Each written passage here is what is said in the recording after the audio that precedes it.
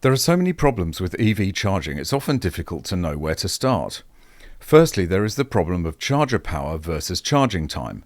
The faster the charger, the less time it takes, but the more power it requires from the grid. A DC fast charger with 250 kilowatts of power takes as much from the grid as 100 average homes. That's just one charger for one car. Put 10 of these together and you have a small suburb's worth of power being consumed, or a small hydro power station. Even at 250 kilowatts, a 100 kilowatt hour battery will take 24 minutes to charge, to give you maybe 500 kilometers range if you're lucky, compared to 5 minutes at a gas station for anything up to double that range for a regular gas or diesel car. Then there's the throughput. If you have 10 chargers and everything is operating in ideal conditions, you'll get about 20 cars through the charging station per hour. This is compared to at least 100 cars an hour for a 10-pump fuel station. But ideal conditions are extremely unlikely, and so you'll get way less than that number of cars per hour. And like you'll see in this video, you end up with full charging stations and queues, and there's virtually nothing that can be done to make it any better. Welcome back to MGUY, British engineer and lawyer turned Sydney YouTuber. Please be sure to like, share and subscribe, hit the notification bell, drop a comment down below, and don't forget to follow me on Instagram and Twitter X. We're going to ignore the other major problem, which is that even if fast chargers were plentiful, regular fast charging can actually shorten the lifespan of an EV battery, and many vehicle manufacturers instruct owners to avoid fast charging, but that's a story for an entire separate video. The poor guys at Car Expert went to the USA to see what public charging infrastructure was like over there. The full video is linked in the description, but we're going to take a look at a few choice excerpts. Okay, so we're about to roll into our first charger here at Walmart. It's an Electrify America charger. So let's see what the chargers are like. I can see them in that back corner there. Oh my God, there is heaps of them. 1, 2, 3, 4, 5, 6, 7, 8. That's a really nice setup there. So I love how he's so optimistic at this point. Every single charging space is taken. Oh my God, there is like a massive queue of cars here. How many cars are queued? Well, including that ID4, 4. Right, okay. Okay, so this is a bit of a disaster because there's now all of these cars waiting, plus they're queuing around the corner as well. So granted it is Saturday, and there's another one that's just rolled in now, another Kona. So granted it is Saturday, but I'm now down to 10% of charge. I'm going to need to find another charging alternative. Wow, okay. Still trying to keep positive. That was the look of pure desperation, wasn't it? The realisation just went across his face. Happens. Okay, so we have arrived and there is another queue. So I'm going to join the back of the queue, but it's weird because there's 4 chargers. For some reason, they're not using them. So I can only imagine that they're faulty. Sean's just going over to check now. Hello. I'll show you what the 2 of them are doing. Yep. So that's one of them. It's just sitting on that screen. Broken. 2 broken. Sitting on that screen. So are they... Right, okay. We're going to go back to our Airbnb. We're going to arrive at our Airbnb. Now, I'm genuinely telling you this. None of this was intentional. I'm down to 10% battery left. We're going to arrive to our Airbnb with 36 kilometers of range. I'm going to plug up just to the wall plug. And then later tonight, we're going to have to go find a charger.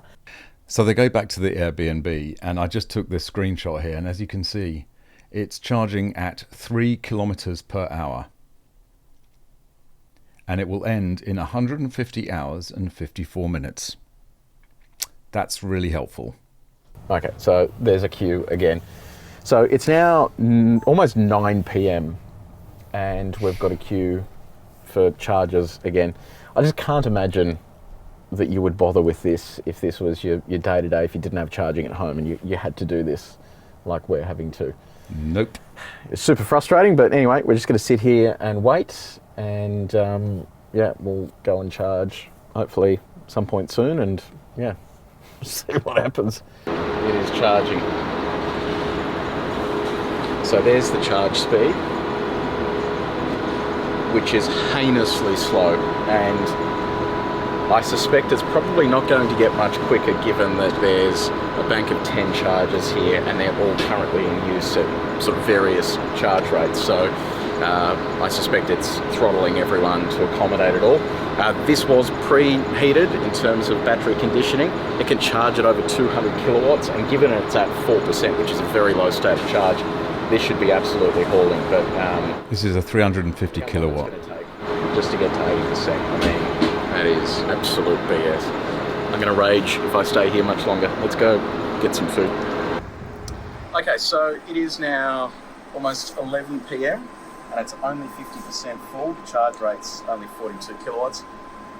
We're wet. Everything is closed around here. It's 11 p.m. and there is still a queue of people trying to charge their cars at that fast charger. Now, I use air quotes because it was anything but fast. When you have that many vehicles on a fast charger, if it's not done properly, it just charges very slowly, and that's exactly what happened to us.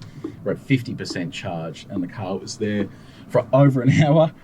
The Walmart we went to closed at 11. All of the food places closed at 11. Ironically, the only thing you can do at the food places that are still open is drive-through. I tried explaining that to the guy, but he didn't find it amusing. So yeah, we've pretty much just given up. So what we're going to do, we'll just go back to the Airbnb, charge it there a little bit, which will be pointless, but in the morning I'm going to have to go at like 6 a.m. and go find a charger somewhere else. I'll tell you what, this has been the shittest experience I've ever had in an electric car. And I genuinely, like 100% serious, we went into this just wanting to show everyone what it would be like to own an EV in a place like this that has so many EVs on the road. And it appears that if you don't have a Tesla, the rest of the public charging infrastructure absolutely sucks. And this is the last place I would ever want to own an EV. Tragic. Absolutely tragic. This would all be hilarious if it weren't so tragic. But simple arithmetic shows that EV charging stations will always have queues and will always be full. As I mentioned in the example at the start, a 10-stall fast charging station will have a throughput at best of say 20 cars per hour.